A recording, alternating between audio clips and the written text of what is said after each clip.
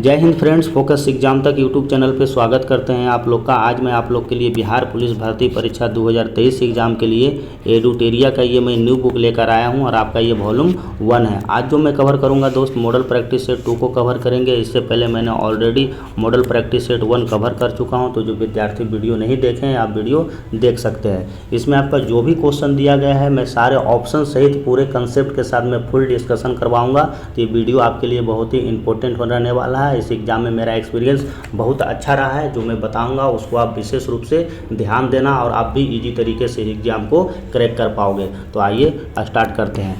ये देखो मेरे दोस्त, आपका बिहार पुलिस का ये मॉडल प्रैक्टिस सेट 2 है और ये आपका एडुटेरिया के द्वारा निकाला गया है। तो इसमें अभी जो हम कवर करेंगे हिंदी कवर करेंगे, क्योंकि आपको पता है इस सेक्शन में पहला नंबर में हिंदी दिया गया है। हिंदी भी बिहार पुलिस के एग्जाम के लिए बहुत ही इंपॉर्टेंट रोल अदा करता है, क्योंकि वहाँ भी आपको 7 से 8 क्वेश्चन हिंदी से पूछा जाता है। तो देखिए, पहला जो पूछा गया है कि पढ़ना का क्रिया का भेद होता है, यानी पढ़ना किस प्रकार की क्रिया का भेद है, आपसे ये पूछा जा रहा है। तो सबसे पहले बेसिक जानकारी तो आपको होना चाहिए कि क्रिया किसे कहते हैं। तो आप लोग पढ़े होंगे, जिस शब्द से किसी कार्य का होना या करना समझा जाता है उसी को तो हम लोग क्रिया कहा जाता है। जैसे दैनिक जीवन में जो भी काम करते हैं वो सारा क्रिया के ही अंतर्गत आता है। तो आपसे वही क्वेश्चन पूछा गया कि पढ़ना किस प्रकार के क्रिया का भेद है, तो पढ़ना जो है आपको अकर्मक क्रिया के अंतर्गत आ जाता है। तो इसको अगर सेंटेंस के रूप में हम अगर बना के देते हैं, जैसे मान लो उज्जवल पढ़ता है, तो उज्जवल पढ़ता है, इसमें जो पढ़ना जो हो जाएगा मेरे दोस्त आपको क्या हो जाएगा, अकर्मक क्रिया हो जाएगा। ठीक है, अब इसी के उल्टा चलते हैं। सकर्मक क्रिया में क्या होता है, जैसे शिक्षक विद्यार्थी को पढ़ाता है, तो शिक्षक विद्यार्थी को पढ़ाता है, इसमें जो पढ़ाना जो होगा आपका ना, पढ़ाना जो हो जाएगा आपको, ये आपका सकर्मक क्रिया हो जाएगा। तो इन सारी बिंदुओं को आप लोग विशेष रूप से ध्यान देना है। खाली आप आंसर के चक्कर में मत रहो। और यूट्यूबर आता है आपको आंसर बता के चला जाता है, आपका कंसेप्ट क्लियर नहीं होता है, तो उससे देखो दोस्त होने वाला कुछ नहीं है। जब तक आपका कंसेप्ट क्लियर नहीं होगा आप एग्जाम को क्रैक नहीं कर पाओगे। तो ये विशेष रूप से आपको इस बात को समझना है। तो चलिए दूसरा नंबर क्वेश्चन देखते हैं। देखो मेरे भाई, सेकंड नंबर क्वेश्चन है पयोधी समानार्थी शब्द है, यानी समानार्थी शब्द कहने का मतलब हुआ आपको पर्यायवाची आपसे पूछा जा रहा है, यानी पयोधी का पर्यायवाची कौन सा हो जाएगा, तो आपका ये समुद्र हो जाएगा। एक्चुअल में समुद्र को आप लोग को पता है क्या क्या पर्यायवाची शब्द इसका होता है। तो इसको सागर भी बोला जाता है, कितना बार आप लोग भी पढ़े होंगे। ठीक है, इसको निर्धि भी बोला जाता है। ठीक है, निर्धि, निर्धि, कम से कम तो आप लोग को पर्यायवाची शब्द 2-3 तो आप लोग याद ही रखना। उसी प्रकार हम दूध का पर्यायवाची शब्द अगर देखते हैं तो दूध का पर्यायवाची शब्द हो जाएगा, एक आपका क्षीर भी होता है दूध का पर्यायवाची शब्द, इसको भी याद रखना। एक गौरस होता है। ठीक है, क्या होता है, गौरस। तो कम से कम 2 तो आप लोग जरूर याद रखें। वारी, वारी जो बोला जाता है मेरे दोस्त, आपको वारी का जो पर्यायवाची शब्द है पानी होता है। पानी, जिसे आप लोग पढ़े होंगे कि इसको नीर भी बोला जाता है। ठीक है, तो इसको भी आप लोग याद रखें। देखिए थर्ड नंबर क्वेश्चन है अधिकरण कारक के चिन्ह होते हैं। आप लोग को मैं पहले कल भी वीडियो में समझाया था कि कारक से क्वेश्चन हमेशा आपके एग्जाम में बिहार पुलिस में आपसे पूछेगा 2 या 3 क्वेश्चन। आप लोग पता है कारक के कितने भेद होते हैं, तो कारक के 8 भेद होते हैं। आपको कारक के चिन्ह याद रखना, वहीं से क्वेश्चन आपसे एग्जाम में पूछा जाएगा। जैसे क्या होता है, कर्ता ने कर्म को करण से आपा संप्रदान को काके की लिए आपादान से संबंध में काके की आ जाता है, और अधिकरण में में और पर आता है। तो यही तो क्वेश्चन आपसे पूछा गया है। अधिकरण में क्या हो जाएगा, में और पर हो जाएगा, यानी आंसर आपका डी हो जाएगा। और संबोधन में, कल क्वेश्चन था संबोधन में, तो संबोधन में से, है, और ओ का प्रयोग करते हैं। तो ये आपको जो है कारक चिन्ह याद रखोगे तो आप बहुत ईजी तरीका से आप इसको सोल्व कर पाओगे। यहाँ से एग्जाम में हमेशा क्वेश्चन पूछते आया है। देखिए नेक्स्ट क्वेश्चन है चौथा नंबर, वृद्धि का विलोम शब्द होता है। वृद्धि, वृद्धि मतलब बढ़ना। जैसे आप लोग सोच रहे होंगे अभी बिहार पुलिस बन जाए सबसे पहले, उसके बाद तुरंत हम लोग अपने पद में वृद्धि करेंगे और तुरंत दरोगा बन जाएंगे। ठीक है, तो अगर कोई होता है कि कोई उल्टा हो जाता है कि सिपाही से वो होमगार्ड बन जाता है कई कारण से, उसके कारण दोषपूर्ण शिकायत या कुछ भी मिल जाने से, तो इसी चीज़ को आपको वृद्धि का जो उल्टा होता है क्या होता है, ह्रास होता है, क्षय होता है। तो आंसर आपका डी हो जाएगा। तो ये सब भी चीज़ों को आप लोग याद रखने, यहाँ से भी क्वेश्चन आपके एग्जाम में पूछा जाता है। ठीक है, देखिए नेक्स्ट क्वेश्चन आपसे पूछा जा रहा है शैशव शब्द से बना संज्ञा शब्द होता है। आप लोग को संज्ञा चैप्टर भी पढ़ना चाहिए। संज्ञा के 5 भेद होते हैं, उसको पूरा क्लियर कर लीजिए आप लोग। ठीक है, तो शैशव शब्द से आपको संज्ञा पूछा जा रहा है कि कौन सा है। तो शैशव जो होता है ना, बचपन के पाठ को कहा जाता है। ठीक है, जैसे इसमें आपको भाव पैदा होता है। शैशव का मतलब क्या होता है, भाववाचक संज्ञा होता है। आंसर आपका क्या हो जाएगा, ए हो जाएगा। जैसे बुढ़ापा, मिठास, बचपन, जवानी, शिशु, शैशव, ये सब आपको एक भाव प्रकट करता है, तो इसीलिए आपका ये भाववाचक संज्ञा के अंतर्गत आता है। देखिए नेक्स्ट क्वेश्चन है, संस्कृत में जो शब्द मूल रूप से हिंदी में प्रयोग किए जाते हैं वो क्या कहलाते हैं? तो वैसे शब्द को आपको क्या बोला जाता है? तत्सम बोला जाता है, ठीक है, तत्सम। तो इसको आप लोग पढ़ लीजिएगा, देशज क्या होता है, विदेशज क्या होता है, तद्धव क्या हो जाता है, आगत क्या हो जाता है, ये सब आपके एग्जाम में क्वेश्चन पूछा जाता है। भरपेट की समास का उदाहरण, देखो समास भी पढ़ लेना, समास के जो होता है 6 भेद होता है, इसको भी आप लोग अच्छा से पढ़ लेना, यहाँ से भी क्वेश्चन आपके एग्जाम में खूब पूछा जाता है, ठीक है। तो ये जो होता है भर पेट यानी पेट भर के खाना है, तो ये कहने का मतलब क्या हो जाएगा, इसमें आपको अव्ययीभाव समास हो जाएगा, ठीक है। तो इसको भी आप लोग याद रखने, समास तो जरूर पढ़ लेना, आपके एग्जाम में क्वेश्चन यहाँ से पूछा जाता है। कवि का स्त्रीलिंग आपसे पूछा जा रहा है, तो कवि का जो स्त्रीलिंग पूछा गया है आपसे, तो ये आपका कवित्री हो जाएगा। कवित्री देखो कैसे लिखा जाता है, कवित्री, ऐसे ही एग्जाम में पूछा था एक बार बिहार पुलिस में, मैं दिया था, मुझे याद है, ठीक है। तो कई बार पूछ लेता है कि कौन सा आपको सही शुद्ध रूप कौन सा हो जाएगा, तो वो कवित्री ऐसे लिखा जाता है, ठीक है। तो इसको भी आप लोग याद रखें, ठीक है। ये भी आपके एग्जाम में पूछा जाता है इस टाइप के क्वेश्चन।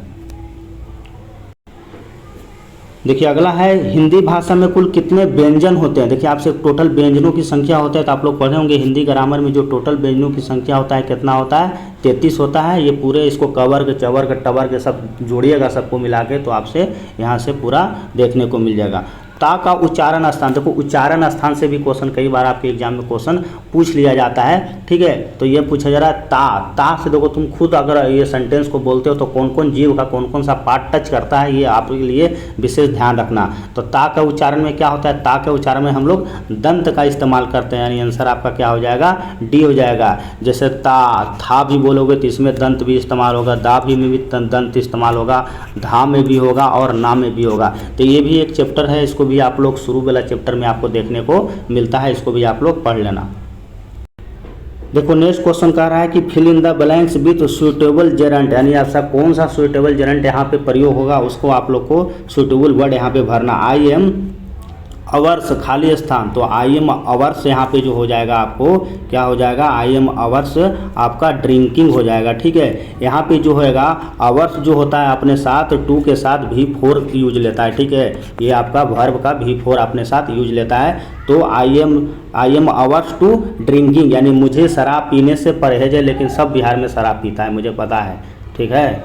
लेकिन वहाँ पे लगा हुआ है, रूल भी लगा हुआ है, लेकिन फिर भी सब पता नहीं कहाँ से जुगाड़ कर लेता है, फिर भी सब वहाँ पे शराब पीता है। तो यहाँ पे हो जाएगा I am hours to drinking, यानी मुझे शराब पीने से परहेज है। यहाँ पे आंसर आपका डी हो जाएगा। देखो इंग्लिश को भी आपको अच्छा से पढ़ना चाहिए। आप सोच रहे होंगे इंग्लिश हम नहीं बनाएंगे तो मेरा रिजल्ट हो जाएगा, नहीं भाई, वहाँ एक से एक पढ़ने वाला है। आपको भी पता है बिना 70 से 80 नंबर लाए आपका रिजल्ट होने वाला नहीं है, ठीक है। जीके जीएस आप कितना सही कर दोगे, इतना भी ईजी नहीं पूछा जाता है बिहार पुलिस के एग्जाम में, जीके जीएस हार्ड ही होता है, ठीक है। तो आप लोग हिंदी भी पढ़ो, इंग्लिश भी पढ़ो और मैथ भी बनाओ, ये तीनों बहुत इंपॉर्टेंट रोल अदा करेगा। बाकी जीके जीएस में तो आप सही करोगे ही, मुझे पता है। चलिए नेक्स्ट क्वेश्चन देखते हैं।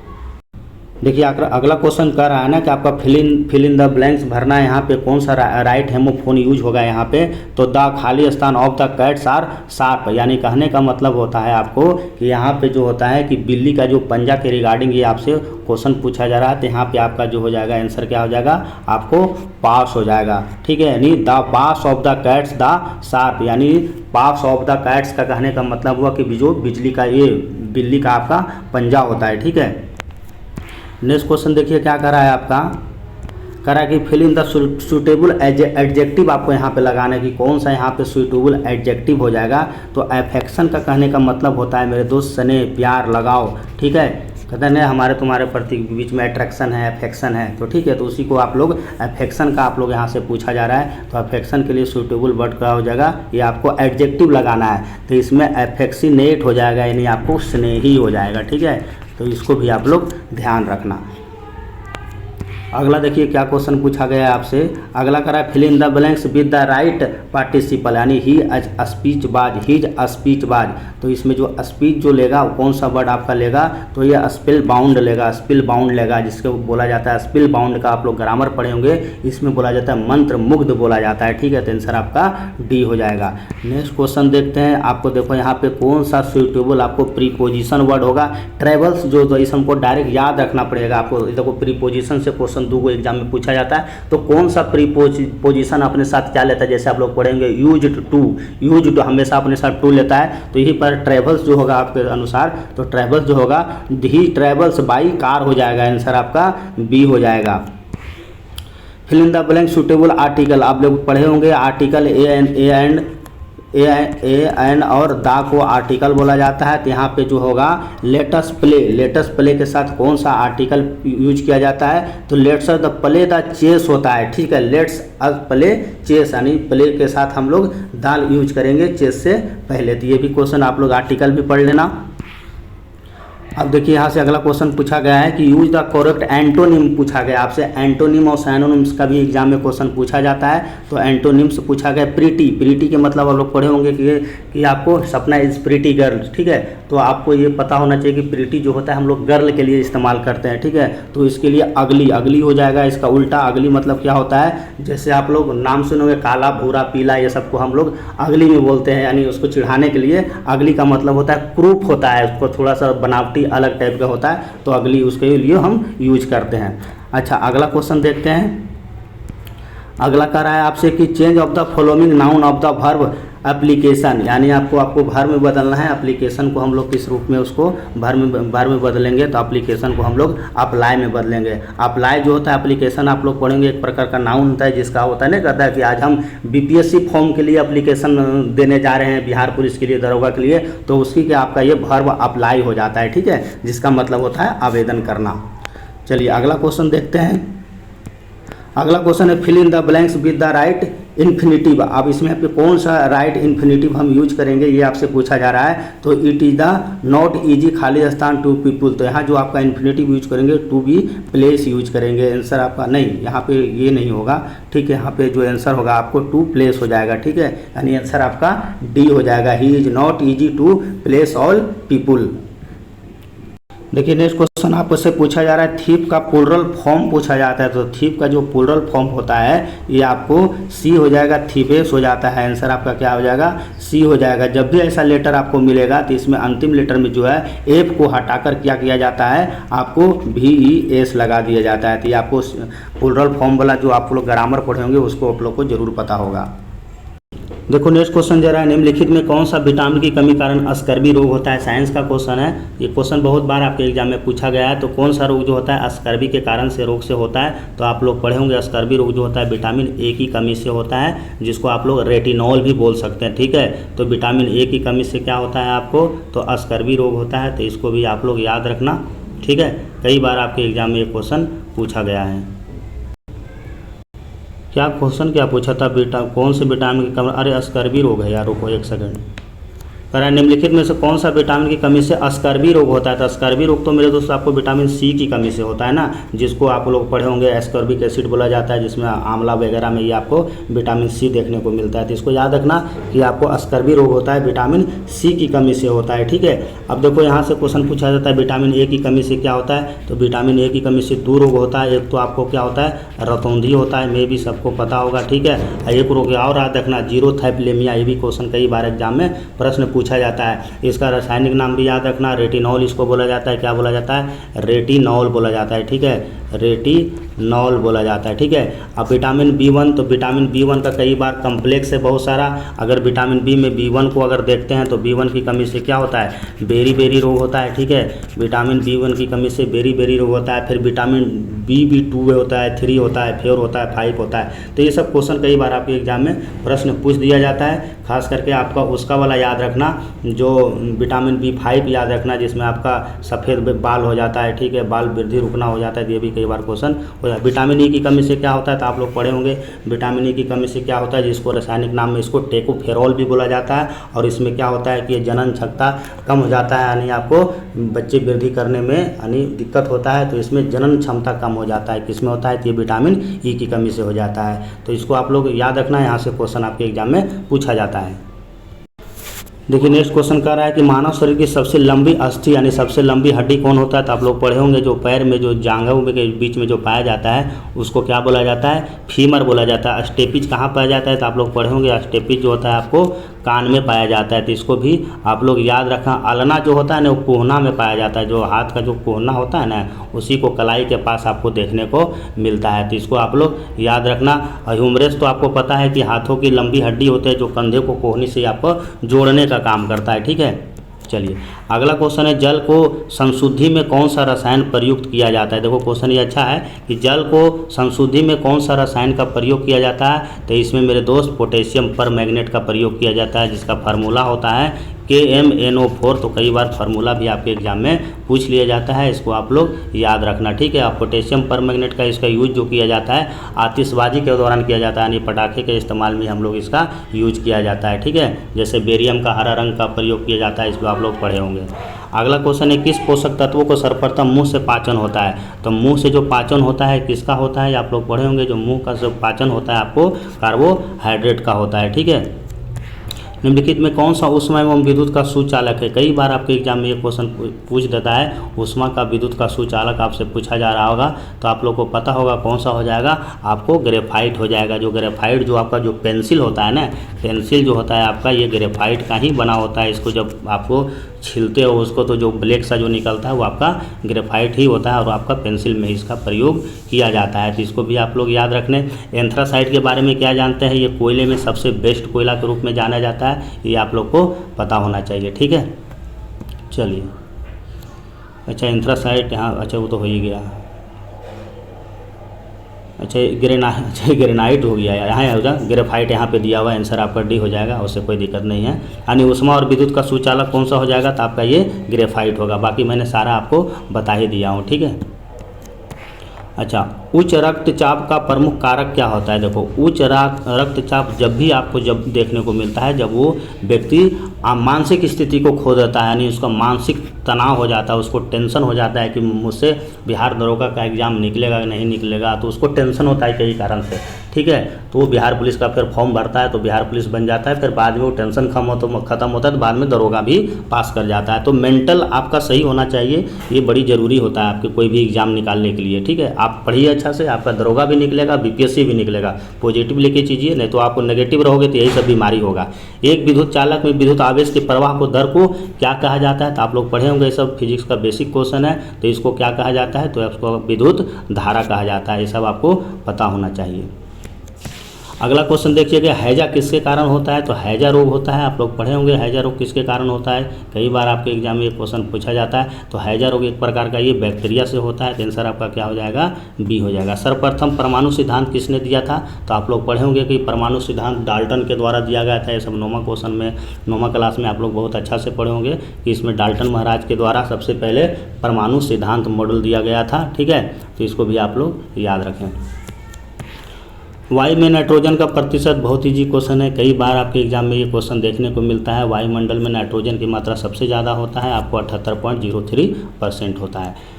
ढोकला बनाने के लिए प्रयुक्त विधि है। एक्चुअल में ढोकला आप लोग खाए होंगे, या गुजरात में देखने को ज़्यादा मिलता है ये चीज़ें। तो ढोकला बनाने के जो मेथड होता है उसको खमीरीकरण के द्वारा बना दिया जाता है, यानी आंसर आपका क्या हो जाएगा, बी हो जाएगा। देखिए नेक्स्ट क्वेश्चन पूछ रहा है, टाइफाइड बुखार किसके द्वारा होता है। जो आप टाइफाइड जो बुखार होता है तो किसके द्वारा होता है, आप लोग पढ़े होंगे, ये आपको जीवाणु के द्वारा होता है, ठीक है।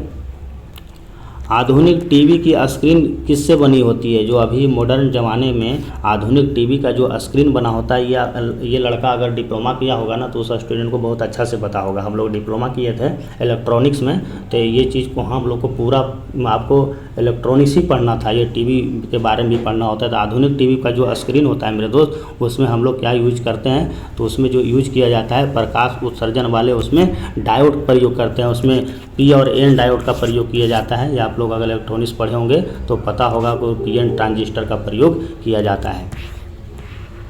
अगला क्वेश्चन देखिए, विद्युत प्रेस में आपको विद्युत, ये भी कॉमन क्वेश्चन है, कह रहा है विद्युत प्रेस हीटर में निम्नलिखित में से किस तत्व का बना होता है। तो हीटर का जो आपको तार जो बना होता है आप लोग पढ़े होंगे, उसमें नाइक्रोम का प्रयोग किया जाता है, ठीक है। जर्मन सिल्वर वाला याद रखना, जर्मन सिल्वर वाला क्वेश्चन आपके एग्जाम में पूछा जाता है। इसमें निकेल जस्ता मिला होता है, तो इसको भी आप लोग याद रखना, ठीक है। ये देखो ये क्वेश्चन देखो बढ़िया है, ठीक है, कई बार मैं इसको टेलीग्राम पे करवाया हूँ। ब्रूलोसिस नामक बीमारी किसके कारण से होता है। तो जो ब्रूलोसिस नामक जो बीमारी होता है मेरे दोस्त आपको ये, तो ये जीवाणु के द्वारा होता है। ये क्वेश्चन अच्छा है, कई बार आपके एग्जाम में पूछा है ये क्वेश्चन, ठीक है। ये खास करके जानवरों में देखने को मिलता है। अगला क्वेश्चन देखिए, निम्नलिखित में कौन सा विषाणु अति संक्रमण रोग चेचक के लिए जिम्मेदार समझा गया है। तो चेचक के लिए कौन सा जिम्मेदार समझा गया है, ये भी आपको पता होना चाहिए। ठीक है, तो चेचक के लिए आपको पता है बेरियोला वायरस जो होता है, यानी आंसर आपको क्या हो जाएगा, सी हो जाएगा। ठीक है, बेरियोला विषाणु के कारण आपको चेचक देखने को मिलता है, जिसको आप लोग स्मॉल पॉक्स के भी नाम से जाना जाता है। अगला क्वेश्चन देखिए, निम्नलिखित में से दिल्ली के किस सुल्तानों ब्राह्मणों पर सबसे पहले जजिया कर लगाया था। तो आप लोगों को पता होगा ब्राह्मणों पर सबसे पहले जजिया कर किसके द्वारा लगाया गया था। तो ये लगाया गया था आपको इसके द्वारा, यानी एफएसटी के द्वारा, फिरोज शाह तुगलक के द्वारा। अलाउद्दीन खिलजी को क्या कहा जाता है इतिहास में, तो आप लोग पढ़े होंगे, इसको द्वितीय सिकंदर कहा जाता है, यानी सिकंदर सानी कहा जाता है। ठीक है, तो इसको भी आप लोग याद रखने। अलाउद्दीन खिलजी से तो बहुत क्वेश्चन आपके एग्जाम में प्रश्न पूछा जाता है। इसके पास अस्थायी सेना था। ठीक है, कौन सा सेना था, अस्थायी सेना था। ठीक है, तो इसको भी आप लोग, इसने दिल्ली में इसने सबसे पहले सबसे ज़्यादा मंगोल आक्रमण जो हुआ है ना, आपको अलाउद्दीन खिलजी के समय में सबसे ज़्यादा मंगोल आक्रमण हुआ है, और इसने सीरी का किला का निर्माण करवाया था। कौन सा किला का निर्माण करवाया था, सीरी का किला निर्माण करवाया था। तो ये भी आप लोग याद रखें। देखिए इकोनॉमिक्स का क्वेश्चन है, अच्छा क्वेश्चन है। इकोनॉमिक्स का क्वेश्चन देखिए क्या कह रहा है कि निम्नलिखित में से कौन सा वक्र कर की दरों तथा सरकारी राजस्व के बीच में संबंध दर्शाता है। तो ये जो लाकर वर्क जो होता है ना, उसी को दर्शाता है। आप लोग अगर इकोनॉमिक्स पढ़े होंगे तो ये आपके लिए बहुत ही ईजी हो जाएगा। कह रहा है डोडा बेटा, तो आप लोग पढ़े होंगे डोडा बेटा जो होता है पर्वत चोटी कहाँ का देखने को मिलता है। तो डोडा बेटा जो है आपको नीलगिरी का सबसे ऊंची चोटी होता है। नीलगिरी कहाँ पड़ता है, तो ये आपको तमिलनाडु के क्षेत्र में देखने को मिलता है। भारत का राष्ट्रपति अपना त्यागपत्र किसको देता है, तो ये भी आपको सबको पता होता है कि भारत का जो राष्ट्रपति होता है अपना त्यागपत्र किसको देता है, तो ये आपको उपराष्ट्रपति को देता है। ठीक है, महाभियोग वाला क्वेश्चन पूछा जाता है कि राष्ट्रपति पर जो महाभियोग लगाया जाता है कौन सा आर्टिकल में लगाया जाता है महाभियोग। तो आप लोग पढ़े होंगे आर्टिकल आपका 61 का प्रयोग करके हम आर्टिकल का राष्ट्रपति पर महाभियोग का प्रयोग कर सकते हैं। ठीक है, और उपराष्ट्रपति को संबंधित यानी त्यागपत्र करने से संबंधित कौन सा आर्टिकल हो जाएगा, तो आर्टिकल आपका 56 हो जाएगा। ये भी कई बार आपके एग्जाम में प्रश्न पूछा है। बक्सर का युद्ध बहुत फेमस युद्ध हुआ था, आप लोग को पता है। बक्सर का युद्ध एक्चुअल में ये अंग्रेज़ों का चालाकी होता है, आप लोग इसको पढ़े होंगे, जिसमें आपको मीर कासिम और अंग्रेज़ों के बीच में होता है। यानी आंसर आपका क्या हो जाएगा 1764, सबको पता होगा, इसमें बताने की ज़रूरत वैसे है नहीं। ठीक है, इसमें अंग्रेजी कई बार क्वेश्चन पूछ लेता है। इसमें अंग्रेजी सेना का नेतृत्व यानी कौन करता है, तो हेक्टर मुनरो के द्वारा किया जाता है। ये भी क्वेश्चन आपके एग्जाम में कई बार पूछ लिया जाता है। ठीक है, हेक्टर मुनरो के द्वारा किया जाता है। बिम्बिसार किस वंश का राजा था, तो आप लोग कन्फ्यूजन नहीं होगा, एक था बिम्बिसार, एक था बिंदुसार। ठीक है, बिंदुसार, देखो दोनों के बारे में मैं बताता हूँ। देखो एक्चुअल में बिम्बिसार जो होता है आप लोग पढ़े होंगे, ये हर्यक वंश का संस्थापक होता है, यानी आंसर आपका ए हो जाएगा। ठीक है, इसी के समय में हर्यक वंश के समय में ना, हर्यक वंश का जब स्थापना करता है बिम्बिसार, मगध का शासन होता है ना, ये आप लोग पढ़े होंगे। ठीक है, इसी के ये जो आपका बौद्ध धर्म भी मानता है जी, बौद्ध धर्म का बहुत बड़ा अनुयायी होता है, और इसी के समय इसका राजधानी पूछ भी लेता है कई बार एग्जाम आप लोग पढ़े होंगे। इसने इसका राजधानी होता है राजगिरी होता है एक्चुअल में, और इसके दरबार में कई बार क्वेश्चन यहाँ से ये पूछा जाता है, इसके दरबार में ना बिम्बिसार के राजवैद्य को जो जीवक होता है, ठीक है, जीवक, तो इसको याद रखना, जीवक को भी आप लोग याद रखना ना, जो महात्मा बुद्ध की भेंट के लिए बुलाया जाता है। एक होता है बिंदुसार, बिंदुसार जो होता है आप लोग पढ़े होंगे, ये मौर्य वंश का शासक होता है। मौर्य वंश का स्थापना कौन किया था, तो चंद्रगुप्त मौर्य के द्वारा किया गया था। कौन करवा साथ कौन देता है, तो आप लोग पढ़े होंगे कि आपका ये कौटिल्य की मदद से नंद वंश के अंतिम शासक घनानंद को गिरा के मारता है चंद्रगुप्त मौर्य, और वहाँ पे मौर्य वंश स्थापित हो जाता है। तो चंद्रगुप्त मौर्य जब अंतिम समय में क्या करता है, अपना शरीर को त्याग देता है, यानी फास्टिंग मेथड अपना करके चला जाता है श्रवण गोला के श्रृंगेरी पर्वत कर्नाटक में, वहीं पर अपना देह को त्याग देता है। उसके बाद दूसरा शासक होता है आपका बिंदुसार। ठीक है, तो इसको भी आप लोग याद रखें। देखिए अगला क्वेश्चन है, राजा भोज निम्नलिखित में से किस राजवंश से संबंधित है। तो राजा भोज जो आपको पता है ये परमार वंश से रिलेटेड है, और इसकी राजधानी कई बार पूछ लेता है जी। इसका राजधानी जो होता है ना धार होता है, कई बार आपके एग्जाम में ये क्वेश्चन पूछा गया है। ठीक है, तो ये आप लोग जरूर याद रखें। पृथ्वी का एकमात्र प्राकृतिक उपग्रह है, तो सबको पता होगा कि चंद्रमा जो है पृथ्वी का मात्र उपग्रह है। तो आंसर आपका क्या हो जाएगा, डी हो जाएगा। अगला क्वेश्चन देखिए, निम्नलिखित में से किस गुरु ने गुरुमुखी लिपि का खोज किया था, यानी गुरुमुखी लिपि का आविष्कार किसके द्वारा किया जाता है। ये भी क्वेश्चन कई बार आपके एग्जाम में पूछा गया है। ठीक है, तो गुरुमुखी लिपि गुरु अंगद देव के द्वारा शुरू किया गया था, यानी आंसर आपका ए हो जाएगा। और ये सिखों के कौन में गुरु थे, तो ये सिखों के दूसरे गुरु थे। ये भी कई बार आपके एग्जाम में प्रश्न पूछा जाता है। एक क्वेश्चन देखो, अर्जुन देव से याद रखना, अर्जुन देव के द्वारा आदि ग्रंथ का रचना किया जाता है। कई बार आपके एग्जाम में प्रश्न पूछा है। ठीक है, आदि ग्रंथ वाला आप लोग को जरूर याद रखें कि ये गुरु अर्जुन देव है, जो अर्जुन देव जो द्वारा आदि ग्रंथ की रचना किया गया था। ठीक है, अच्छा, अवसी गुरु आपको पता है कि गुरु गोविंद सिंह को, तो गुरु गोविंद सिंह के बारे में आप लोग पता होगा कि इसको सच्चा पातशाह कहा जाता है। कई बार ये भी क्वेश्चन पूछ लिया जाता है कि सच्चा पातशाह किसे कहा जाता है, तो सच्चा पातशाह आपको गुरु गोविंद सिंह को कहा जाता है। ठीक है, और गुरु गोविंद सिंह आपको पता है सिखों के 10वें गुरु, अंतवें गुरु हुए थे। अब घोषणा कर दिए थे, उसके बाद आपका गुरु नहीं होगा, तो आदि ग्रंथ को ही गुरु मान लिया जाता है और इसको वहीं पर ख़त्म कर दिया जाता है। तो इसको भी आप लोग याद रखें। देखिए नेक्स्ट क्वेश्चन क्या कर रहा है, नेक्स्ट क्वेश्चन कर रहा है कि 2011 के जनगणना के अनुसार भारत में निम्नलिखित में से किस राज्य की लिंगानुपात सर्वाधिक है। तो आप लोग पढ़े होंगे केरला का लिंगानुपात सबसे ज़्यादा है।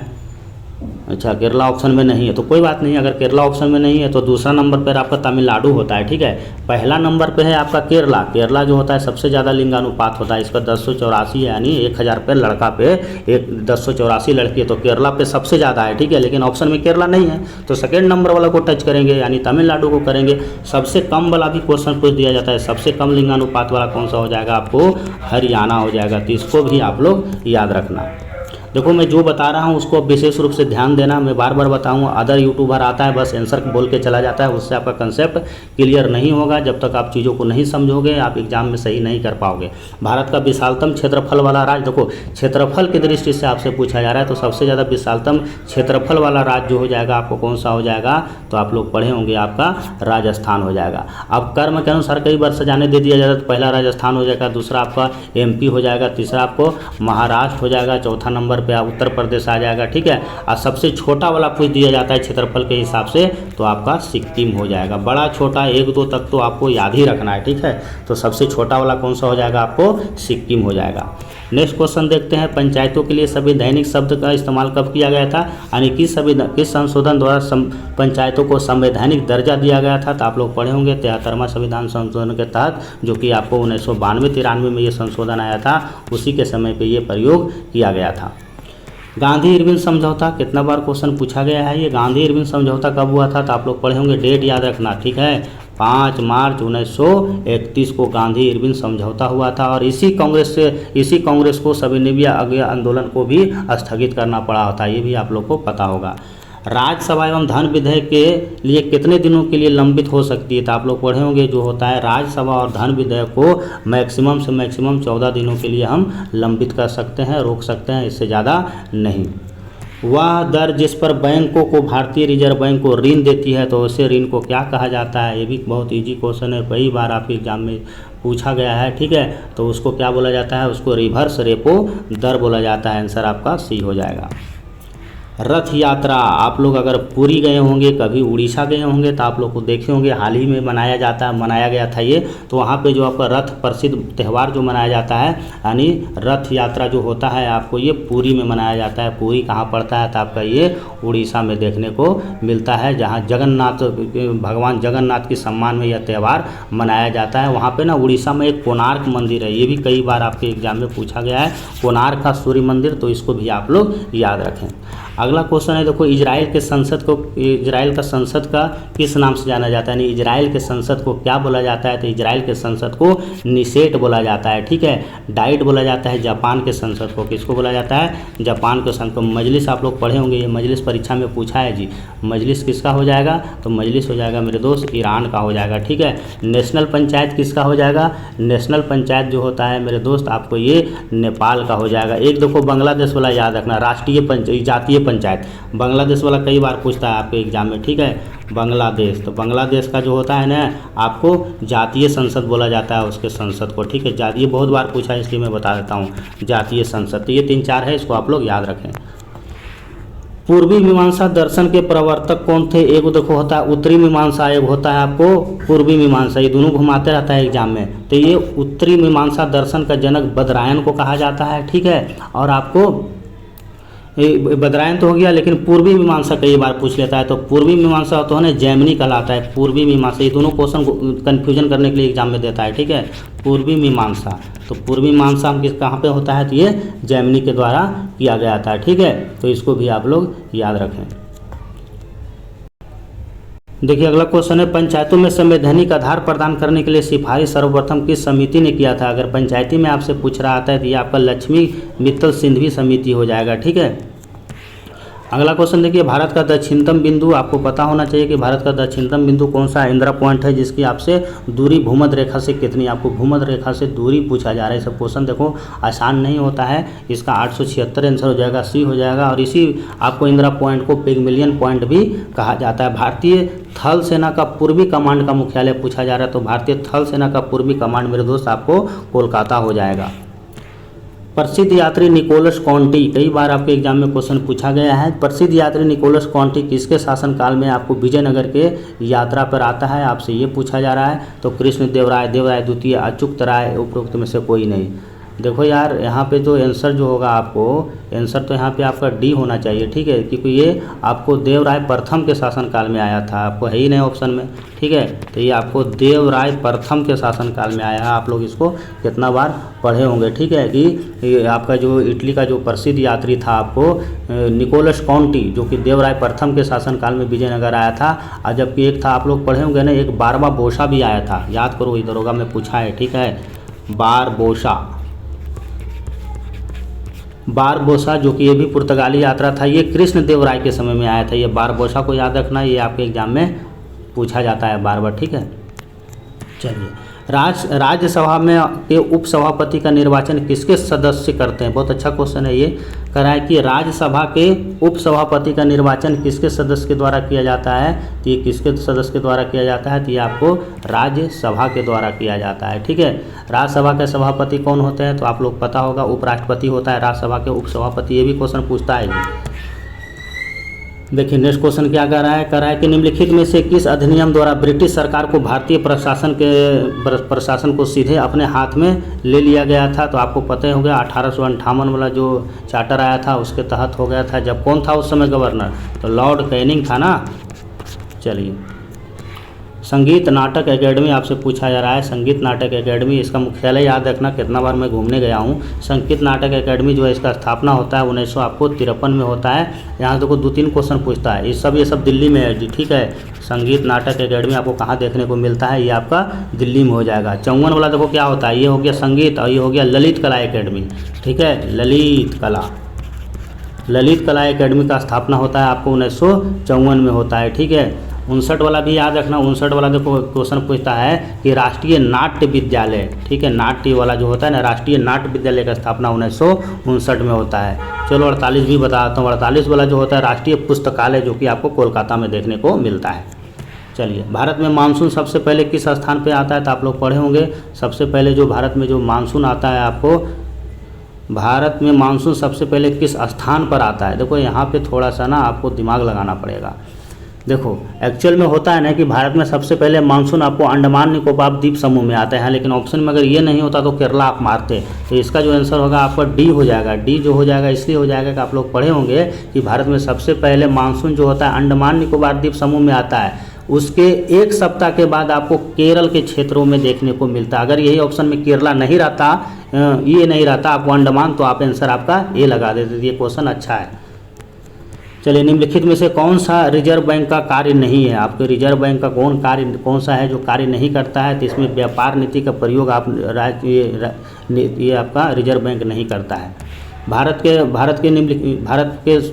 में संविधान के किस अनुच्छेद में वित्तीय आपातकाल का चर्चा है। तो आप लोग पढ़े होंगे, वित्तीय आपातकाल का चर्चा जो देखने को मिलता है आपको 360 में देखने को मिलता है। तो यहाँ भी आप लोग एग्जाम में ये पूछा जाता है। ये 52 वाला भी पूछा जाता है। 52 वाला को राष्ट्रीय आपातकाल बोला जाता है। क्या बोला जाता है, राष्ट्रीय आपातकाल बोला जाता है, ठीक है। और 360 को आपका मैं बता ही दिया, वित्तीय आपातकाल हो जाता है, ठीक है। चलिए, देखिए नेक्स्ट क्वेश्चन है, संसद के अंतर्गत शामिल होता है। तो आप लोग पढ़े होंगे संसद का निर्माण 3 पदों से मिलकर होता है ना दोस्त, हैं? एक राष्ट्रपति भी होता है और राज्यसभा भी होता है और लोकसभा भी होता है। तो ये भी क्वेश्चन अच्छा है, तो इसको आप लोग याद रखना। संसद के कितने अंग होते हैं? तो ये आपका 3 अंग होते हैं, ठीक है। जिसमें से आप लोग पढ़े होंगे कि राज्यसभा जो होता है आपको ये अस्थाई सदन होता है, ठीक है, और जबकि लोकसभा जो होता है अस्थाई सदन होता है। तो इसको भी आप लोग याद रखना। और भारत का जो राष्ट्रपति होता है संसद का सबसे मुख्य अंग होता है, ये तो पता ही होगा। चलिए अगला क्वेश्चन देखिए क्या कह रहा है। कह रहा है कि निम्नलिखित में से कौन सा सही सुमेलित नहीं है। आपसे पूछा जा रहा है कि सही सुमेलित नहीं है, आपको छांटना है, ठीक है।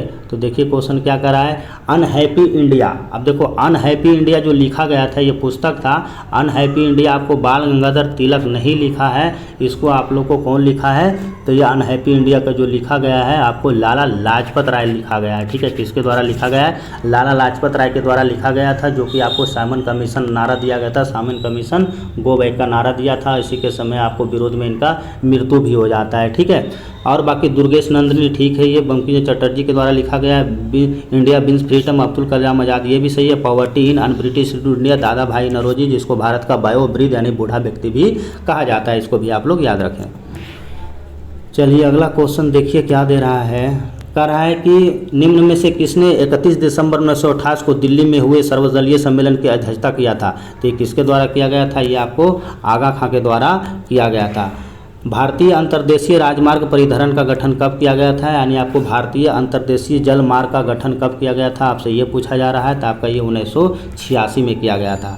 शेयर बाजार का नियामक संस्था है, तो आप लोग पढ़े होंगे शेयर बाजार का जो नियामक संस्था कौन सा हो जाएगा? आपको सेबी हो जाएगा, आंसर आपका बी हो जाएगा। जल में भारत में उपभोक्ता संरक्षण अधिनियम, कई बार आपके एग्जाम में ये क्वेश्चन पूछा जाता है, ठीक है। उपभोक्ता संरक्षण अधिनियम कब मनाया जाता है? तो 1986 वाला अधिनियम है, कई बार आपके एग्जाम में पूछा है। न्यूयॉर्क पुलिस विभाग द्वारा सर्वोच्च पद हासिल करने वाली दक्षिण एशियाई महिला कौन बनी है? देखिए करंट अफेयर है, इसको मैं टेलीग्राम पे करवाया हूँ। न्यूयॉर्क पुलिस विभाग में सर्वोच्च पद हासिल करने वाली पहली दक्षिण एशियाई महिला कौन बन गई है? तो ये इसका जो आंसर होगा प्रतिमा भोले माल्डोनाडो बनी है, ठीक है। हाल ही में बुजुर्गों को हवाई यात्रा के द्वारा तीर्थ दर्शन कराने वाला देश का पहला राज्य कौन बना गया? हाँ, ये मध्य प्रदेश राज्य चर्चा में था, जिसको बूढ़े लोग को तीर्थ यात्रा करवा रहा था, ठीक है। तो ये आंसर कहाँ हो जाएगा? आपको एमपी हो जाएगा। अगला क्वेश्चन देखिए, मई 2023 में किस राज्य में मुख्यमंत्री ने राज्य को पूर्ण ई गवर्नेंस का दर्जा दिया? हाँ जी, केरला बहुत चर्चा में था। ई गवर्नेंस वाला पहला राज्य कौन सा हो जाएगा? आपको केरला हो जाएगा। यूनेस्को की घोषणा के अनुसार कौन सा देश जुलाई में फिर से यूनेस्को में शामिल हो गया है? हाँ जी, देखो ये भी क्वेश्चन बड़ी चर्चा में था। तो यूनेस्को में फिर से कौन शामिल हुआ था? तो ये अमेरिका एक बार फिर से ये शामिल हो गया था। अगला क्वेश्चन है, प्रधानमंत्री नरेंद्र मोदी ने लिटिल इंडिया गेटवे की आधारशिला किस देश में रखी? हाँ, हाल फिलहाल अभी नरेंद्र मोदी ऑस्ट्रेलिया घूमने गए थे, पता है, तो वहीं पे इन्हें लिटिल इंडिया स्थापना करवाया है। तो ये इसका आंसर आपका क्या हो जाएगा? बी हो जाएगा। राष्ट्रीय हेम्योपैथिक, पहले तो हेम्योपैथिक का जनक किसको कहा जाता है? डॉक्टर हेनी मून को कहा जाता है। किसको कहा जाता है? हेनी मून को कहा जाता है। तो इसको भी आप लोग याद रखें, ठीक है। तो यही क्वेश्चन आपसे पूछा गया है। तो इसका पूछा गया है कि राष्ट्रीय हेम्योपैथिक सम्मेलन हेमोकॉन 2023 का आयोजन कहाँ किया गया था? तो ये मेरे दोस्त आपको देहरादून में किया गया था, नहीं उत्तराखंड में। हेनी मून को आपको हेम्योपैथिक का जनक कहा जाता है। देखिए अगला क्वेश्चन आपसे पूछा गया है, किस पूर्व क्रिकेटर को त्रिपुरा टूरिज्म के ब्रांड एम्बेसडर के रूप में घोषित किया गया था? ये हाल फिलहाल का क्वेश्चन है, बहुत चर्चा में रहा था ये क्वेश्चन। तो ये आपको सौरव गांगुली को आपको त्रिपुरा टूरिज्म का ब्रांड एम्बेसडर चुना गया है। तो आंसर आपका क्या हो जाएगा? डी हो जाएगा। बहुत बेहतरीन बल्लेबाज था यार सौरव गांगुली, स्पिनर को तो ऐसे मारता था कि धुआं उड़ा देता था। भारतीय नौसेना और किस देश की नौसेना के बीच द्विपक्षीय अभ्यास अल मोहद अल हिंदी 2023 का आयोजन किया गया था? तो किसके बीच में हुआ था? ये आपका सऊदी अरब के बीच में हुआ था। देखिए नेक्स्ट क्वेश्चन क्या कर रहा है? कह रहा है भारतीय नौसेना ने अपनी पहली स्वदेशी बोट खाली स्थान पहली समुद्री परीक्षण गोवा और मुंबई के बीच में कराया था। तो कौन सा करवाया था? ये फर्स्ट इंस्पेक्टर करवाया गया था, ठीक है। क्वाड, देखो क्वाड आपसे पूछा गया है कि क्वाड का वर्ष 2024 में क्वाड शिखर सम्मेलन की मेजबानी किस देश के द्वारा किया गया था? तो क्वाड का तो आपको पता है भारत में ही इसका आयोजन हुआ था, ठीक है। ये दरोगा में पूछा गया था कि क्वाड में कौन कौन देश शामिल है, तो इसको आप लोग याद रखना, पूछता है। किस देश ने अपने पर्यटन उद्योग को पुनर्जीवित करने के लिए 2025 को विशेष पर्यटन वर्ष घोषित किया गया है? तो आपको पता है, आप लोग को ये खास करके चर्चा में था, वहाँ पे पर्यटन के लिए बढ़ावा दिया गया है, नेपाल सरकार के द्वारा ये शुरुआत किया गया था। आंसर आपका क्या हो जाएगा? सी हो जाएगा। देखिए अगला क्वेश्चन क्या कर रहा है गृह लक्ष्मी योजना और अन्ना भाग्य योजना किस राज्य में शुरू किया गया है? तो ये आपका कहाँ शुरू किया गया है? ये आपका कर्नाटक राज्य में शुरू किया गया है। देखिए अगला क्वेश्चन मैथ से पूछा जा रहा है, मैं थोड़ा शॉर्ट में बता दूंगा, आप समझने की कोशिश करना। किसी परीक्षा में नेहा और जुआ के आकांक्षा 20% और 50% अधिक रहा, तो ये आपको लोग देखो आकांक्षा का यानी आकांक्षा का कितना नंबर रह जाएगा? आपको मान लो आकांक्षा का अगर 100 नंबर है, ठीक है, तो नेहा का कितना हो जाएगा जी? नेहा कितना उससे ज़्यादा 20% ज़्यादा है ना, तो 120 इसका हो जाएगा। और फिर जोया का कितना हो जाएगा? यानी जोया का जो नंबर हो जाएगा आपको कितना हो जाएगा? 150 हो जाएगा, ठीक है। अब अकॉर्डिंग टू क्वेश्चन देख लो क्या कर रहा है। तो नेहा का अंक आकांक्षा के अंक से कितना प्रतिशत अधिक है? तो आपको नेहा का जो शुरू में माने थे कितना था, जो आपका 120 लिए थे ना नेहा वाला, तो 120 नेहा का हो जाएगा। और इसका परसेंटेज निकालो तो 100 आपका 100 गुने, और उसको हमको जिसको निकालना है उसको x मान लो, बटे आपका कितना हो जाएगा? इसका 100 हो जाएगा, ठीक है। सोल्व कर लो, 100 से 100 कट गया, यानी x बराबर 120% आ जाएगा। आंसर क्या हो जाएगा आपको? 120 यानी ए हो जाएगा, ठीक है। देखिए नेक्स्ट क्वेश्चन आपसे क्या करा एक किसान ने 15 रुपये की दर्जन से 250 केला खरीदता है, यदि वह सभी केले 1 रुपये केले की दर से बेचता है तो उसका लाभ प्रतिशत निकालिए। तो निकाल लो ना, एक एक नियम करके निकाल लो इसका। जैसे 12 केले का मूल होता कितना? 12 का हुआ 15, तो एक का कितना हो जाएगा? एक केला का कितना हो जाएगा जी? यानी 1.25 हो जाएगा। अगर इससे 12 से भागा दोगे तो फिर 250 का पूरे का निकालना, तो 250 में गुना कर दोगे तुम, कितना कर दोगे? आपको 1.25 कर दोगे, 1.25 करोगे तो इसका जो टोटल आ जाएगा आपको कितना आ जाएगा आपका? तो 312 पॉइंट समथिंग आएगा, यानी 50 हो जाएगा। ये आपका पूरा का निकल गया 250 केले का। फिर 250 केले का विक्रय मूल्य निकाल दोगे तो इसको भी गुना कर दोगे, रुपया में चेंज कर दोगे, तो इसका आपका रुपया में चेंज करने पर इसको 250 आ जाएगा रुपया में। अब इसका निकाल लो, हानि निकाल लेना, तो आपका 315 में से 12 में से 250 रुपया घटा लेना, हानि निकल जाएगा, यानी कितना आ जाएगा? 62.5 आ जाएगा। फिर लाभ प्रतिशत इससे निकाल लेना, लाभ प्रतिशत बराबर आप पढ़े होंगे, हानि गुने 100 बटे क्रय मूल्य निकाल देना, ठीक है। इस हानि पूछ रहा है ना, तो हानि प्रतिशत निकाल देना, हानि प्रतिशत बराबर हानि गुने 100 बटे क्रय मूल्य हो जाएगा। तो इसको सोल्व कर लीजिएगा, यानी आपका इजी तरीके से, यानी 20% आपका आंसर हो जाएगा। चलिए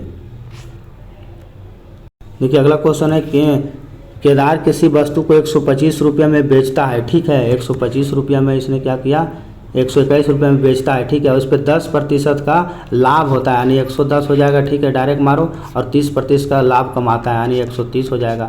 तो इसको सोल्व कर लेना आप, ठीक है। सोल्व कर लीजिएगा, 11 से 11 कट जाएगा, ये ना 11 से 11 गुने 13 करोगे तो कितना आ जाएगा? 143 आ जाएगा। 143 ऑप्शन में है जी? नहीं, ये आंसर आपका क्या हो जाएगा?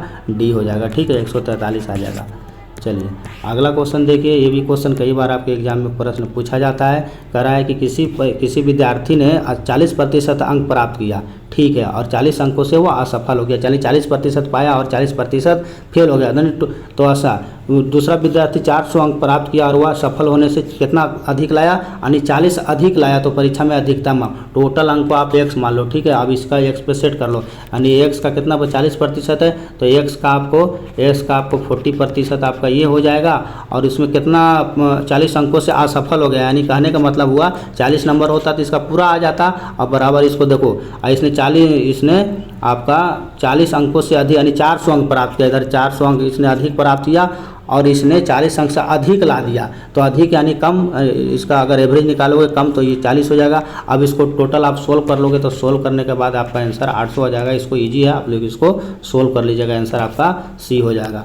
ये क्वेश्चन देखो बहुत इजी है, इसको सबसे पहले नीचे से सोल्व करना, ठीक है। ये नीचे से सोल्व करना, फिर इसको सोल्व करना, फिर इसको सोल्व करना, आसानी से आप निकाल पाओगे। ये 6/2/3 आ जाएगा आंसर, 2/5 आ जाएगा, बहुत ईजी, इसको आप लोग कर लेना, ठीक है। चलिए ये क्वेश्चन देखिए, आपको रेखीय समीकरण से है, ए और बी का मान दिया हुआ है, तो √AB का आपको निकालना है मान। तो दोनों को समीकरण 1 मान लो, जैसे देखो √A और -√B बराबर, देखो आपको कितना दिया है? 6 दिया है, ठीक है। तो इसको इक्वेशन 1 मान लो, इसको आप लोगों √A + √B आपको ये 4 दिया, इसको समीकरण 2 मान लो। अब चिन्ह दोनों को बदल दो, देखो प्लस बदलने की जरूरत भी नहीं पड़ेगा, ये ऐसे ही कट जाएगा, ठीक है। तो √AB यानी 2 √A हो जाएगा, इधर हो जाएगा, और इधर कितना आ जाएगा आपको? 6 × 4 = 10 हो जाएगा। जाएगा, ठीक है। यानी आपका इसका कितना हो जाएगा, इसको काट दो, 2 पचे 10 यानी रूट ए का जो वैल्यू आ जाएगा आपका कितना आ जाएगा, रूट ए का वैल्यू 2 पचे 10 यानी 5 आ गया। अब इसका मान कोई समीकरण 1 में रख देना, ठीक है, जिसमें आप रख दोगे उसका मान आंसर निकल जाएगा। यानी आपका जो रूट बी का जो मान आएगा आपका कितना आएगा, -1 आ जाएगा, ठीक है। यानी अंडर रूट ए भी फिर कर देना, तो दोनों को गुना कर देगा, जो भी मान आया एक 5 का और एक 1 का मान आ जाएगा ना, -1 आया था इसका, तो अंडर रूट ए भी यानी मैंने 5 - 1 यानी -5 हो जाएगा। यानी आंसर आपका क्या हो जाएगा, -5 हो जाएगा, ठीक है। तो कोई आंसर ऑप्शन में 5। इसको आप लोग सोल्व करना बहुत ईजी है, 10वीं क्लास में पढ़ेगा था। अब देखो एक क्वेश्चन ये पूछा जाता है संपूरक का पूरक, भला भी कई बार क्वेश्चन आपसे एग्जाम में पूछ लिया जाता है। कह रहे 130 के संपूरक का पूरक कौन कौन सा होगा, कह रहे समपूरक कौन का पूरक कौन सा होगा, ठीक है। देखो 89 नंबर क्वेश्चन अच्छा क्वेश्चन है, तो आप लोग पढ़े होंगे संपूरक कोण जो होता है ना कितने डिग्री का होता है जी, 180 डिग्री का होता है ना, तो संपूरक 180 डिग्री का होगा। तो 130 के संपूरक मान पूरक कोण के कितने के बराबर होगा, तो सीधा आप लोग याद कर लो ना कि 130 इसका हो जाएगा, हमको किसका पूरक है तो x हो जाएगा इसका, और टोटल ये आपका संपूरक दिले है ये 180 दिया हुआ है, तो सीधा इसको घटा दो जाके, इधर जाके घट जाएगा तो x का मान कितना आ जाएगा, 50 डिग्री आ जाएगा, ठीक है। तो आपको अब पूरक मानों का योग कितना होता है, देखो पूरक मान जो होता है 90 डिग्री का होता है, तो फिर 50 में से 90 घटा लो तो आंसर आपका निकल जाएगा, ठीक है। यानी आपका एक्स वाई का वैल्यू आपका 90 एक आ जाएगा उसका, और इसका आ जाएगा 40। तो ऑप्शन में देख लो, अगर 40 है तो मारो, आंसर आपका सी हो जाएगा। चलिए अगला क्वेश्चन देखिए क्या करा है, 25 पलंग क्रय मूल्य और 25 पलंग के विक्रय मूल्य के बराबर है, यानी क्रय मूल्य और विक्रय मूल्य के दोनों को बराबर है, ठीक है। यानी एसपी और सीपी दोनों आपस में क्या है, एक दूसरे के आपको बराबर है। यानी आपका ये कितना दिया हुआ है एसपी यानी सीपी, ठीक है। देखो इसको नहीं तो ऐसे लिख के बना लो, देखो आपका ये क्रय मूल्य हो जाएगा, क्रय मूल्य आपका कितना दिया हुआ है जी 15 दिया हुआ है, और आपका ये विक्रय मूल्य कितना दिया हुआ है, तो विक्रय मूल्य आपका दिया हुआ है 25। तो इससे लाभ निकाल लो, लाभ दोनों का कितना हो जाएगा, यानी 10 रुपया का लाभ हो जाएगा, ठीक है। और इस पे फिर लाभ प्रतिशत निकाला, तो लाभ प्रतिशत लाभ गुने 100 बटे क्रय मूल्य यानी 10 गुने 100 बटे कितना हो जाएगा 15 हो जाएगा, ठीक है। तो इसको आप लोग सोल्व कर लेना, काट लेना, काटने के बाद आपका ये 66.2/3 आ जाएगा, ठीक है। तो आंसर आपका क्या हो जाएगा, देख लो ऑप्शन में 66/2/3 हो जाएगा, ठीक है। चलिए ये एवरेज से क्वेश्चन दिया गया है, एवरेज वाला देखिए आप लोग, करा है कि जडेजा ने अपनी 15 पारियों में 45 रन बनाया, ठीक है। 15-45 में यानी सीधा गुना कर लो ना, 45 और 15 गुना करोगे तो कितना आ जाएगा आपका 675 आ जाएगा, 15-45 गुना करोगे तो, ठीक है। करा है उसने 26वीं पारी में शतक बनाया और अब उसका औसत निकालना है, तो 26वीं पारी में शतक बनाया था ना, 16वीं पारी में, 26वीं लिखा है कि 16वीं लिखा है यार, 26वीं पारी में उसने शतक बनाया है, ठीक है। तो इसका टोटल एवरेज निकालना है, 26वीं पारी में एवरेज उसने शतक बनाया है, तो उसका अगर हम 26वीं पारी में शतक का अगर कुल रन जोड़ देगा तो 675 में इसमें 100 जोड़ दो, शतक तो 100 रन का होता है, यानी आपका कितना आ जाएगा 775 आ जाएगा, 775 आ जाएगा, ठीक है। और इसमें इससे फिर आपको क्या करना, भागा दे देना 26 से, जो भी आएगा उसका आंसर हो जाएगा, ठीक है। तो इसका आंसर आपका ए हो जाएगा। ये देखो वृद्धि वाला क्वेश्चन अक्सर एग्जाम में ये पूछा जाता है, इस टाइप के क्वेश्चन, ठीक है। वृद्धि वाला कह रहा है कि किसी वर्ग का क्षेत्रफल, ठीक है, प्रतिशत में 69% है, तो वर्ग के विकर्ण प्रतिशत की याद कीजिए। देखो ये क्वेश्चन थोड़ा सा अच्छा दिया गया है, वर्ग का क्षेत्रफल अगर हम देखो मान लेते हैं, अगर वर्ग का क्षेत्रफल 100 है, ठीक है, इसको थोड़ा सा बनाना पड़ेगा, लंबा जाएगा ये बनाने पर, ठीक है।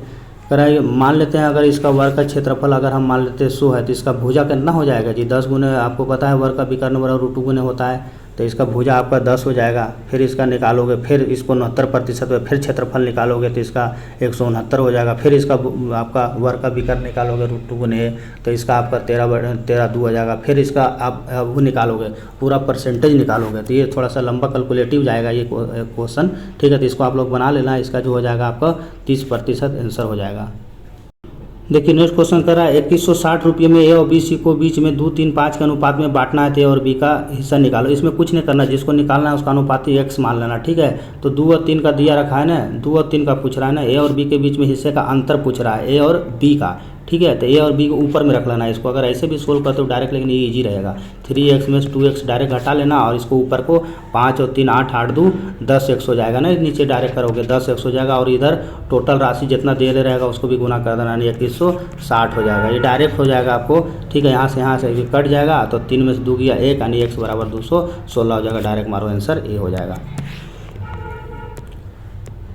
देखिए अगला क्वेश्चन एक्स बराबर इतना, वाई बराबर इतना, जेड बराबर इतना, तो इतना के आपको वैल्यू निकालना है। ठीक है, ये तो आपको फार्मूला पे टूटेगा, इसको आप लोग बना लेना। ठीक है, कैलकुलेटिव हो जाएगा, इसको फार्मूला पे आप लोग तोड़ लेना। इसका जो आंसर हो जाएगा मेरे दोस्त, आपका आंसर ए हो जाएगा, ये बिल्कुल फार्मूला पे चला जाएगा। ठीक है, देखिए नेक्स्ट क्वेश्चन कह रहा है कि आपका ये रीजनिंग का दिया हुआ है, इसका जो आंसर क्या हो जाएगा, आपको वाई हो जाएगा। देखो ये दोनों को नंबरिंग याद रखना, ए का कितना होता है, तो ए का 1 होता है, और सी का कितना होता है, 3 होता है। ठीक है, तो इसको आप लोग इसको फिर दोनों को गुना कर देना। ठीक है, दोनों को गुना AC हो जाएगा।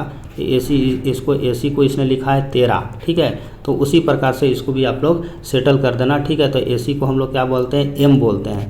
ठीक है, यानी 13वां नंबर पर आपका M आएगा, उसी प्रकार से इसको सेटल कर देना। BE जो होता है आपको इसको काउंट करोगे तो 25 आएगा। ठीक है, अब 25वां नंबर पर कौन हो जाएगा, तो Y हो जाएगा, उसी प्रकार से है ये। चलिए देखिए नेक्स्ट क्वेश्चन है, राम का मुंह पश्चिम की ओर है और घड़ी की दिशा 45 डिग्री पर घूमता है, तो 180 डिग्री पर घूमता है, तो उसका मुंह किस दिशा में होगा। ठीक है, एक आपका 45 डिग्री पे घूम रहा है और एक आपका 180 डिग्री पे घूम रहा है। देखिए 80 डिग्री वाला है और यहाँ पे ये 45 डिग्री वाला है, तो ये कौन सा दिशा हो जाएगा, तो ये आपका क्या हो जाएगा, दक्षिण और पूरब हो जाएगा। ठीक है, सर आपका क्या हो जाएगा, C हो जाएगा। देखिए कूट भाषा वाला क्वेश्चन पूछा गया है आपको, ये क्लॉक को XY में लिखा जाता है, तो हेन को किस रूप में आपका लिखा जाएगा। इसमें देखो आपको बढ़ रहा होगा, आपस में अगर गिनती करोगे तो ये आपस में एक दूसरे से क्या होगा, विपरीत है एक दूसरे का। ठीक है, C का देखो विपरीत कौन सा हो जाएगा, तो C का विपरीत आपको कहाँ पे हो जाएगा जी, एक प्रकार से इस आपका उल्टा लिख लेना तुम। ठीक है, तो ये आपका ये निकल जाएगा।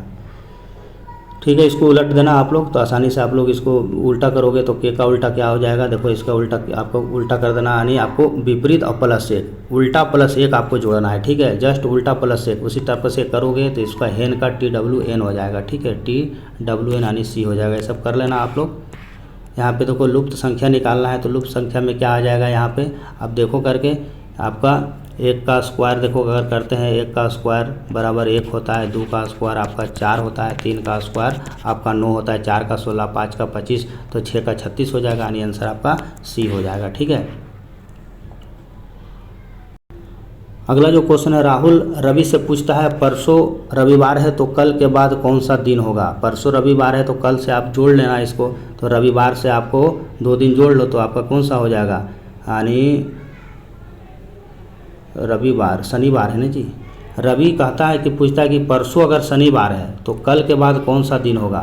ठीक है, तो शनिवार को अगर इसने बोला है आपसे, परसों अगर पूछा है शनिवार है, तो मान लेते हैं आपको तो शनिवार यानी शुक्रवार। ठीक है, बोलो रविवार हो जाएगा, 1 हो जाएगा, सोमवार, फिर आपका बुधवार। ये तो ठीक है, आपका आंसर क्या हो जाएगा, ये आपका बुधवार हो जाएगा। कौन सी आकृति दिए गए बेहतरीन ढंग से आपको प्रदर्शित करता है। ठीक है, ये वेन आरेख वाला क्वेश्चन है जी। ये देखिए अगला क्वेश्चन आपको वेन आरेख से दिया गया है, निम्नलिखित में से कौन सा वर्गों को बेहतर ढंग से प्रदर्शित करता है। कौन कौन, शुतुरमुर्ग, सांप और मेढक। अब देखो यहाँ पे लॉजिक लगाना पड़ेगा। शुतुरमुर्ग इसके अंतर्गत आ जाएगा, सांप नहीं आ पाएगा, मेढक भी एक में आपस में नहीं रहेगा, ये भी सर्कुलेट नहीं करेगा, तीनों अलग अलग क्षेत्र में रहता है ना, तो इसलिए इसका आंसर आपका B हो जाएगा। तो ये सारे क्वेश्चन मैंने दोस्त लगभग क्वेश्चन को मैंने सॉल्व किया हूँ। ठीक है, मैथ वाला क्वेश्चन को भी मैं बता दिया हूँ शॉर्ट में, आप लोग इसको कर लेना आसानी तरीके से। तो इसको आप लोग रिवीजन कीजिए। मैं तीसरा वीडियो बहुत जल्द अपलोड कर दूंगा, आप लोग भी पढ़े तो पूरा कंसेप्ट के साथ पढ़े। मेरा थोड़ा सा वीडियो लॉन्ग जाता है क्योंकि मैं आपको कंसेप्ट के साथ पढ़ा देता हूं, आपको खाली ओनली आंसर नहीं बताता हूं। ओनली आंसर बताने से भी आपका क्लियर नहीं होगा, ये चीज़ आप मान लो। ठीक है, जब तक आप चीज़ों को समझ नहीं पाओगे आप कैसे हो जाएगा, खाली आपको 1 लाइनर पढ़ लोगे तो आपको याद हो जाएगा। एग्जाम में क्वेश्चन घुमा के पूछता है, आपको भी पता है। ठीक है, तो इसको आप लोग रिवीजन कीजिए एक बार, अपने से खुद से इसको बनाइए। आपको मैथ इसको स्क्रॉल करके रोक के आप खुद से बना सकते हैं। ठीक है, बाकी जो मैं बताएं उसको आप लोग अच्छा से पढ़िए, और अगर वीडियो ठीक लगता है तो इसको लाइक शेयर एंड सब्सक्राइब जरूर करें। आप दूसरे जगह इसको शेयर कर सकते हैं ताकि वो भी लड़का जॉब ले सके। तो इसको आप लोग फिलहाल रिवीजन कीजिए। मैं नेक्स्ट वीडियो में मिलता हूँ। धन्यवाद।